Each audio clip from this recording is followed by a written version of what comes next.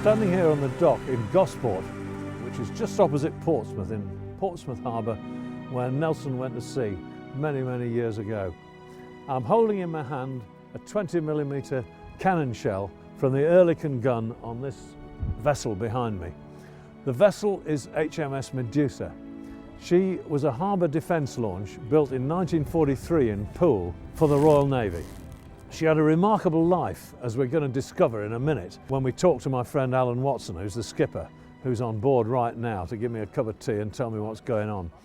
But for the moment, all we need to do is just look at her and see what a remarkable thing she is. I watched her being restored a number of years ago. She was launched, she's all wood, and since then she has had quite an active life. All sorts of stuff's gone on. She's been over to France, she's been at various reenactments. Alan and his friends have worked out how to handle her, and they've got real ex-Royal Navy guys on here doing the work, as well as a lot of healthy volunteers. So she's a great thing, a wonderful institution, a great British vessel. And I'm going to go on board now and have a chat with Alan. So let's get cracking.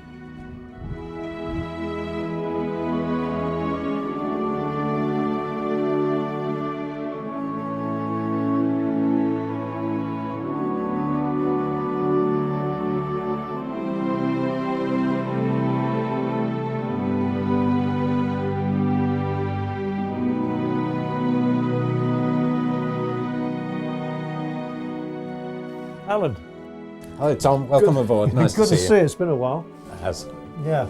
Well, we're here to talk about the boat, Alan, instead of our lives and what we've been up to. So you've never really explained to me what these boats actually were built for. What did they do? What does a harbour defence launch do? Well, they were built against a threat, and the threat was German submarines coming into UK harbours, torpedoing ships and getting away again. And that did actually happen at Scapa Flow.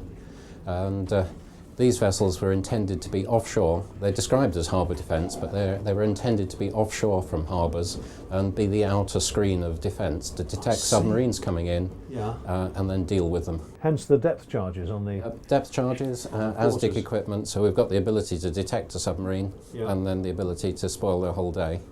What was it she ended up doing that made her so remarkable? Well, as it happens, that threat didn't materialise apart from the one occasion. And so these vessels, they were discovered to be a really useful general purpose vessel. So they were used for everything imaginable. But this one had a very specific role, really around D-Day. The Germans had laid a minefield right the way down the channel from Dover almost to Cherbourg. And UK was trying to convince the Germans that the D-Day invasion was going to take place Pas de Calais, Dover to Calais, whereas in fact it was going to take place in Normandy. But that in turn meant that you couldn't start to do anything about the minefield until the very last moment. You can't believe they got away with that, can you? It was incredible. Unbelievable, yeah.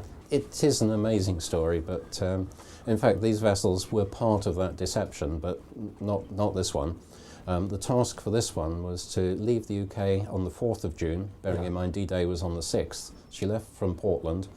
She went to a very specific point on the edge of the minefield and then had to stop there. She had to arrive on the evening before D-Day, and during the night the minesweepers homed on this vessel and cut the channel through that led into Omaha Beach, and then she had to stay in the entrance to that channel, which was only about a quarter of a mile wide. And the entire invasion fleet homed on this vessel. And passed through that channel? And passed through that channel. So if you think if she'd been off station by more than 1/8 of a mile, they'd have gone straight into a minefield, and, well, history would have been different. Yeah. And how long did she have to stay there for? She was actually on station for 30 hours. Was she within range of the shore artillery? She was.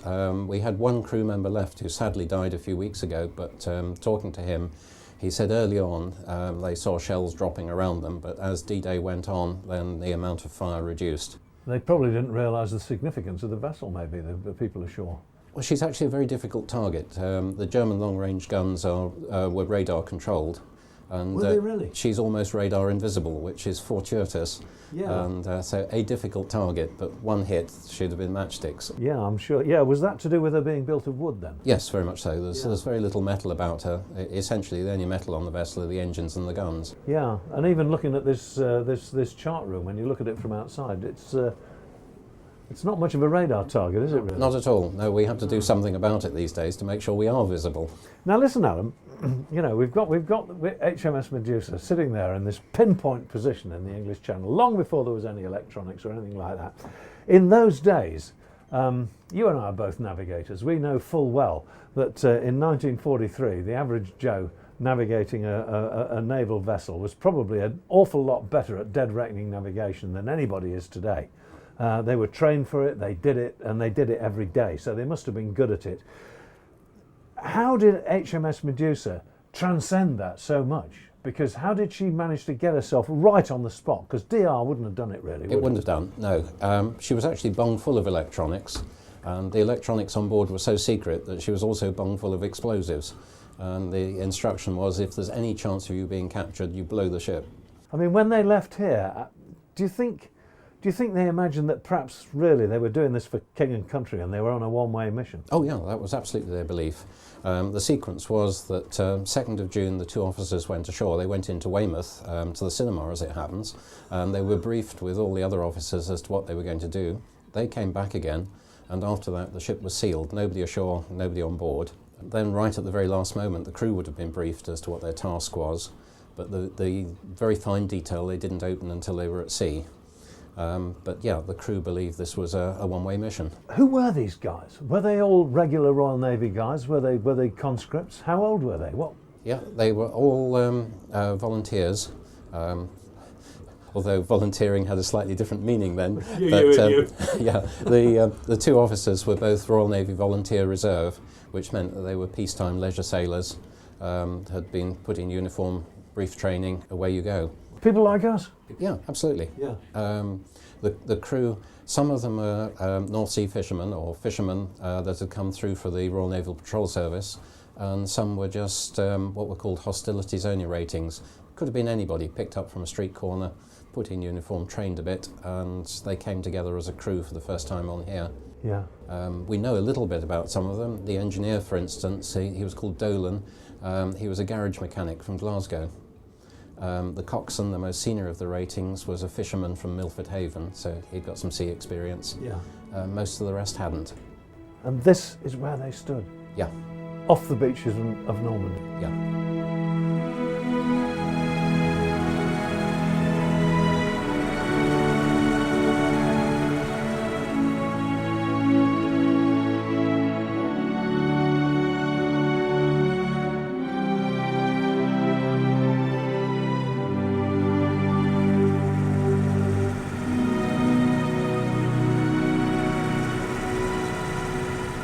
The ship had a crew of 12, and 8 people lived in this space. And you'll probably see that there's 6 bunks in here. And then slightly aft of here there's another 2, 8 guys. So that's where hot bunking as a term came from. Somebody would get out of his bunk, somebody else would get into it. Yeah, they still do that on submarines, I think. They do. Yeah. Looking forward from here, we've got the crew heads. And that's an interesting place to be when you're at sea as well, because the bow rises and falls by sometimes as much as 20 feet. So you might have that levitating experience whilst clutching the throne. Yeah, and it's got a nasty habit of turning itself into a high-pressure bidet as well. Oh, no. So you get a cold shower if you're not expecting it. Yeah, right where you want it. Yeah. Where were the officers? I suppose they had a better deal, did they? Was it? They did. There's 2 petty officers in a little cabin down aft, and they did all right. And then there's a space nearly as big as this for the captain, first officer, the wardroom down aft. There's a nice little stove down there to keep them snug.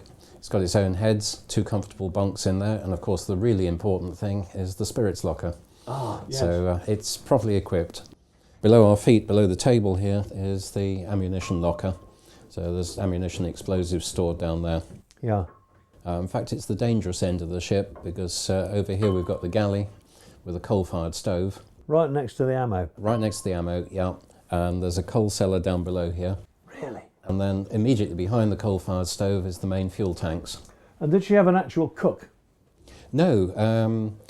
Bigger ships would have a trained cook on board. Yes. But here they didn't. Of the 8 guys down here, they all had to multi-role. But one of them normally was selected as cook. Yeah. And they generally select the biggest one, because then there'd be least complaints about the food. Yes. Exactly, and he would have to look after the cold stove and everything. He would, yeah. Fire it up in the morning for the tea and yep. Yeah. And the coal stove was the only source of hot water down here. So if you wanted a head-to-toe wash, you drew off a bucket full of hot water, stripped off, stuck a foot in it, did one side, stuck the other foot in and did the other side. Yeah, and they would be mean with the water as well, I'm sure. I don't suppose the guys would have a nice hot water wash every day. No, there was very limited water on here for a long passage. And most of the time, if you took a shower, it was on deck with a fire hose. Yes. Yeah, with God supplying the water from the sea. That's it, yeah.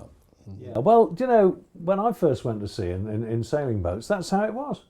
You know, we had no shower in any of the boats we went to sea on. We just had to stand. We stood in a washing bowl up forward. We had a kettle of water out of the galley, and that was it. Hope for the best. And the ladies managed as well. I don't know what we were like, Alan, but you know, it was all right for those of us on board. And I guess it was the same for these lads, wasn't it? Yeah, very much so. And my younger day as well. At sea, I was on a ship out in the Far East where we ran short on water. Yeah. It rained at 3 o'clock every afternoon and stopped at 10 past. And so 5 to 3, we'd all be out on deck with our soap on the rope. Yeah. And you just had to get rid of the suds before the rain stopped. We've come on deck now to check out the Oerlikon gun. This would rapid fire the sort of ammunition I was examining earlier.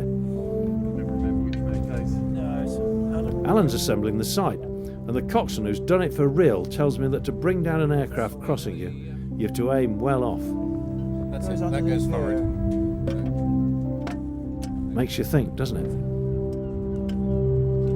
What I'm curious about, Alan, is how you actually con the vessel.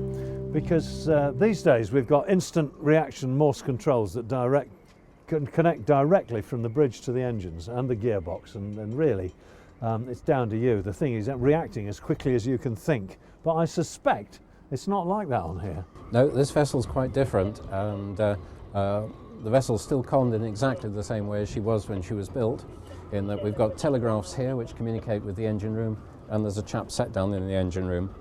For steering, there's a separate helmsman, so the person that's conning the vessel, it's all by helm orders to a helmsman as well. Yes. So conning this, you don't get to touch anything very much. It's all by spoken command. And if I want slow ahead on the port engine, that's now produced a ding in the engine room. A dial in the engine room has gone round to slow ahead port, and the engineer will now engage the port engine, bring the revolutions up, and that will give me slow ahead port. He'll do that physically himself down, sitting beside the engine. Yeah.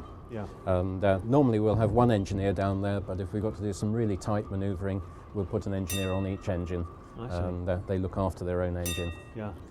What it does mean is that you can't, as you used to with Morse controls, woggle the throttles, do Nordic walking on them. Exactly. It's got to be thought through, deliberate, and one thing at a time. How long does it take from ding to action? The engineers are really good on here, and I'd say it's about 5 seconds. If I want to tease them, I say 20, but realistically it's about 5. They are pretty good. But that 5 seconds, if you're counting that out, that would seem like a long time if something was coming up in front of you, wouldn't it? Well, you only have to look ahead of us and see the little corner we're tucked in here. There's about 5 feet between the bow and the jetty and nowhere else to go. 5 feet and a few seconds delay with 50 tons of vessel. It can go wrong very easily. I'm sure it can. I'm sure it can. And of course, you haven't got infinite engine control of speed either. No. So what if you're manoeuvring slowly in harbour? What's the slowest speed the vessel can sensibly move at once she's gathered way? Slow ahead both engines is about 4 knots. 4 knots. Yeah. Wow. And so you've got nothing on 4 knots pretty much. Well, good for you, because she's not covered in dings, so you must have got something right. Yeah, but you have to be a little bit careful because there's 50 tons of her. The bow is comprised of an oak tree and rather a lot of bronze, and if you hit anything, it will do it a lot of harm. I'm down in the engine room now, the heart of the ship, standing between two, massive gardeners, which are to me, the doyen of the marine engine. And I'm talking here with Ed, who is the chief engineer, who's forgotten more about this sort of engine than I will ever know. And Ed, what sort of engines are these? What sort of power are they? Well, the Gardner 8L3s, they're only about 130 horsepower each, massive torque. That's interesting, isn't it? Because 135 horsepower in today's terms, the sort of terms that people are used to hearing about, doesn't amount to a row of beans really. You or I could walk on here with an outboard between us that would be as powerful as that. And yet, if you put 235 horsepower outboards on the back of this, they'd hardly move the boat, would they? It's the difference between BHP and torque, the grunt that comes with these sort of engines. How big are the props? They're about 30-inch diameter. 30 inch? The boat is very manoeuvrable. Yeah. You can have one engine ahead, one engine astern, and it'll turn in its own circle. Really? Even though they're so close together, because the stern's quite narrow, isn't it? Yeah. And with that sort of power, if you needed to, you could tow a disabled vessel or something, I suppose, Yes. could you? And what sort of maintenance schedule do you have with them? We do tappets, injectors, any leaks that appear, but we try to do as much as we can over the winter. Will this engine run if in the heat of battle something happens and a couple of cylinders go down? Or? If we have problems, we can cut out the fuel pump on that particular unit and run on the others. I'd love it if you could give us a note. Could you start one of the engines? Certainly.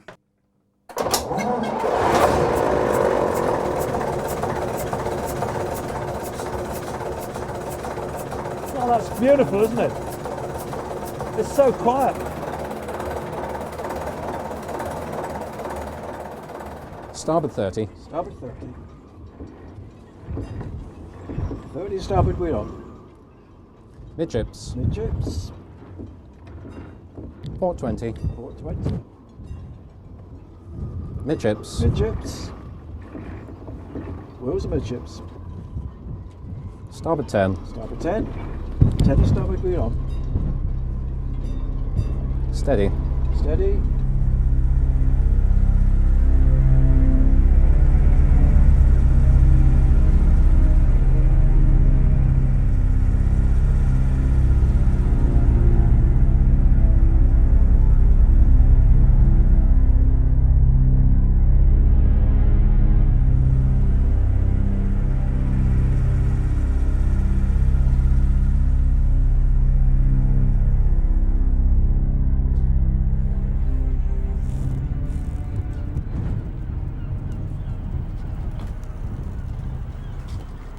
Well, we're a couple of grown-up navigators, Alan. We're both old enough to have been through the whole revolution, aren't we?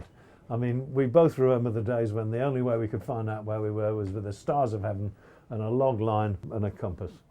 And we've moved on so far from there. This is in small boat navigation, but in the beginning days for me, even then, the Royal Navy was well ahead. And you've got the stuff here that they actually pinpointed their position with, haven't you?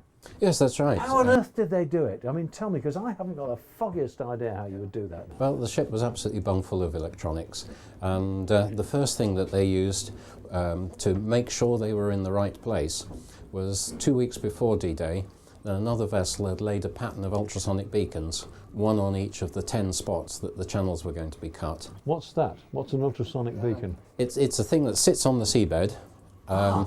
It was dropped on the seabed in the correct position with a timer in it, so that it switched itself on the day before D-Day. And it would emit a Morse signal, and it was the letter D as it happens here. And here we have the ASDIC set, known these days as sonar. And this particular set is for detecting submarines ahead of us. But you could switch it to a listening mode, so-called passive. And if you were in the right place on this, you could hear the Morse letter D, and that confirmed that they were absolutely in the right position. I see. And there was a different Morse letter for each of the 10 channels. Right. So that was the confirmation they were in the right place, and that helped them stay in the right place. But they had to get there in the first place. And a system that really became known to us all over the years, Decker Navigator, it was only switched off in the early 90s. Yeah, we used to use that, didn't we? And you had special charts, didn't you, with lines on them and things. With a grid on it. That's right. Decker Navigator was actually used operationally for the very first time on D-Day. No. It was developed in Canada, tested off Anglesey and then the Firth of Forth. The transmitters were put on the south coast ready for D-Day, and then they were switched on just at the start of, in fact, D-1 the day before. And there were only 20 sets available to go on vessels. Now, bear in mind there was something like 6,000 vessels involved in D-Day. The top most important vessels at that top 20 had one of these sets. Yes. And Medusa had a set, and that was enabled her to find her way from Portland to the exact position she needed to be on, and then use the ASDIC to confirm that position and stay put. I see.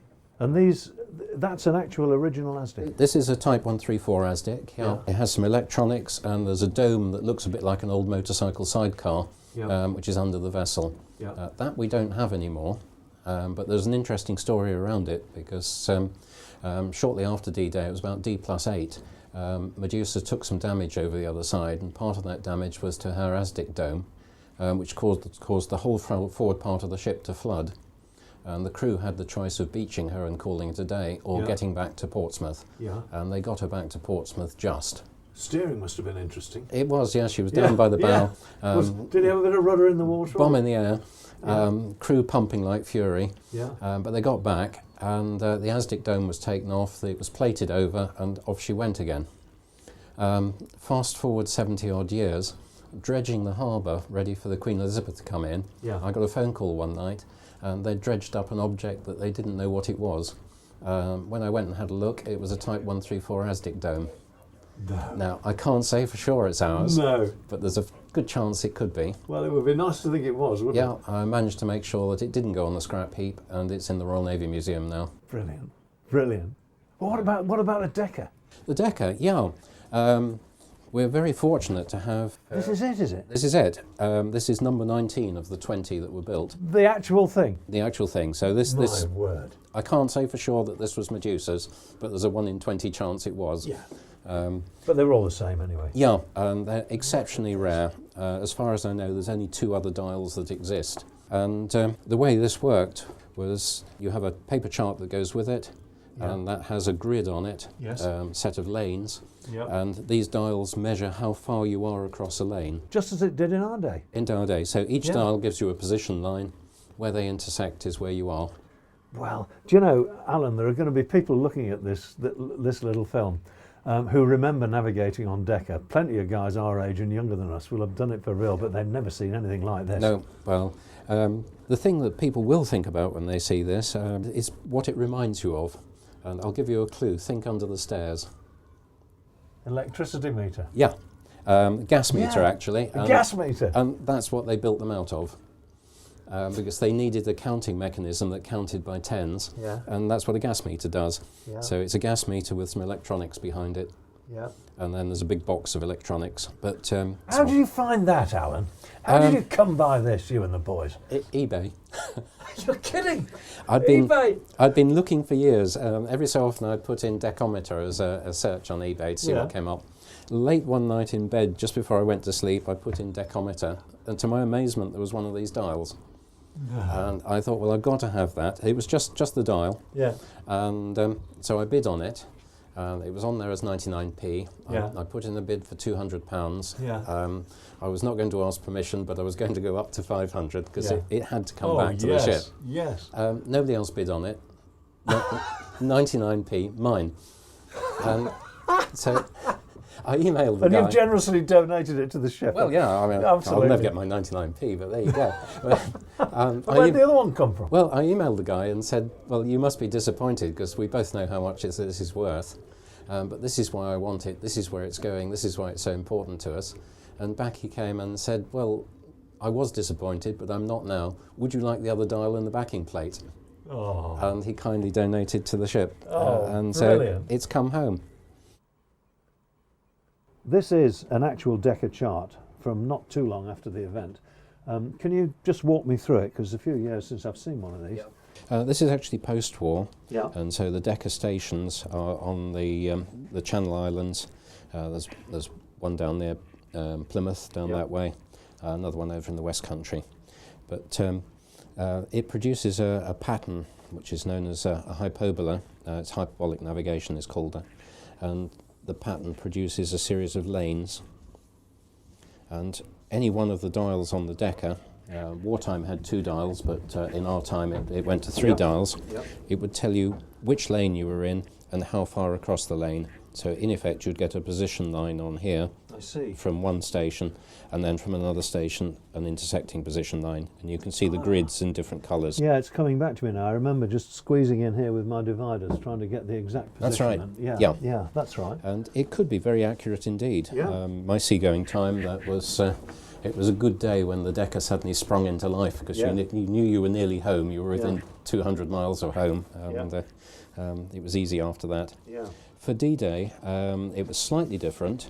So you had to establish yourself in a lane and then stay in that lane. And if you were invading France, then you would say, well, why on earth don't I go straight across? Yep. But what they were using was a Decker lane down here, and then switch to the other lane down here. Right. Your job is to make sure that they're in the right lane. Yeah.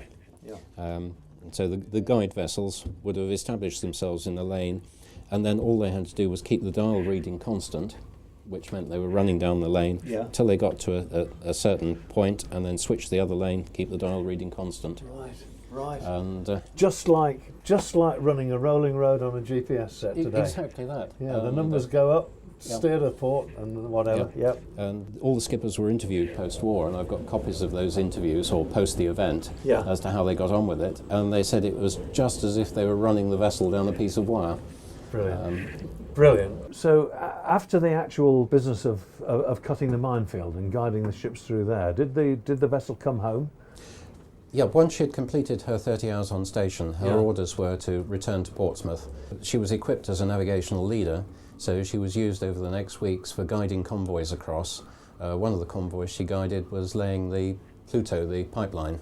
Really? And Pluto, pipeline under the ocean. Yeah.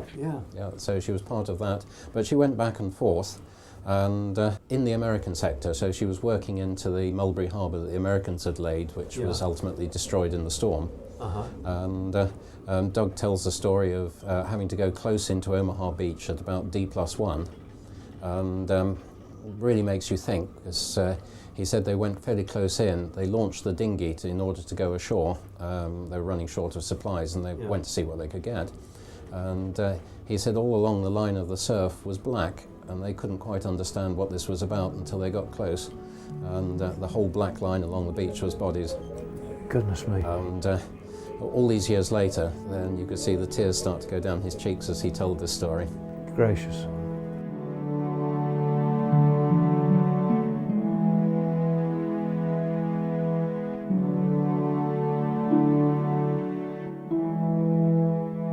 I remember seeing her in pieces in a shed in Hythe many years ago, Alan, and you were standing up to your knees in shavings and the boys were working away.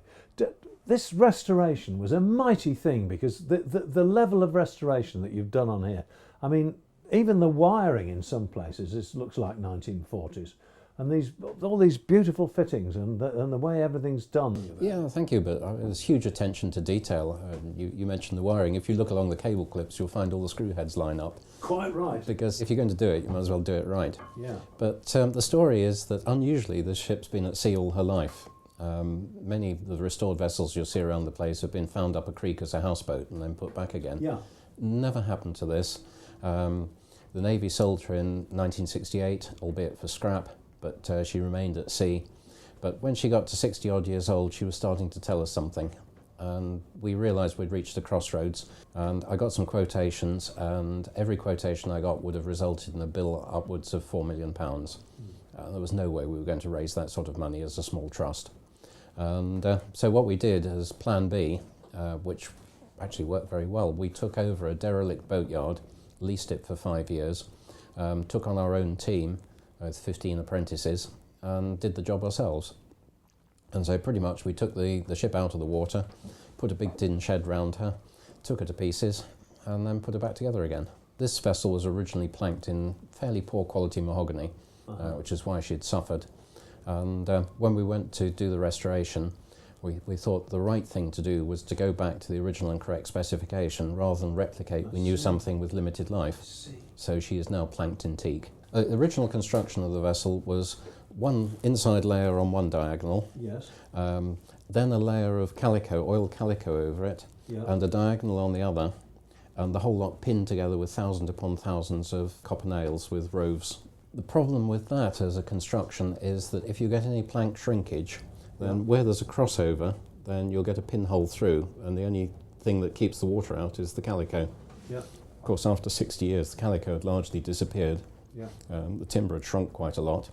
And so if you went down the engine room, all you could see was twinkly lights at every plank crossover, which translated to little jets of water when you were at sea.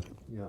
And so after a lot of thought, what we did was went from 2 layers to 3, albeit the same thickness. Yeah. And so she is now an inner diagonal layer, a waterproof membrane, a horizontal layer that's very thin, and an outer diagonal in the other direction. So we've ended up with a hull which is perfectly watertight, looks exactly as the original, will last virtually forever. You can't praise this job enough. I mean, you did a fantastic job on the physical structure of the boat. The fittings are remarkable. Wherever you look, there are these wonderful fittings that just take you straight back. It's like something out of a 1950s movie where things were real and all the World War II boys had actually been there, you know. It's a spooky thing to be below on this boat. It is quite literally a time capsule, but all the fittings that you see, they came off before we started the restoration. Yeah, so they really are what they appear to be. Individually being sorted out, repaired, and gone back again. So they all belong to the boat, they've all gone back. But if praise is due, it's the team of people that did the job, because they were dedicated and meticulous. We're occasionally praised on the paint finish, which looks authentic 1940s paint finish. Yeah. One or two enthusiastic people have said you've even managed to duplicate the paint runs that they would have had with a non-skilled painter. Yeah, It wasn't hard. No. Well, nothing in life, only God is perfect, Alan. Yeah. And it's been wonderful being on board. I've had an absolutely terrific day, and thanks very much to you and the boys and the Medusa Trust for making it happen.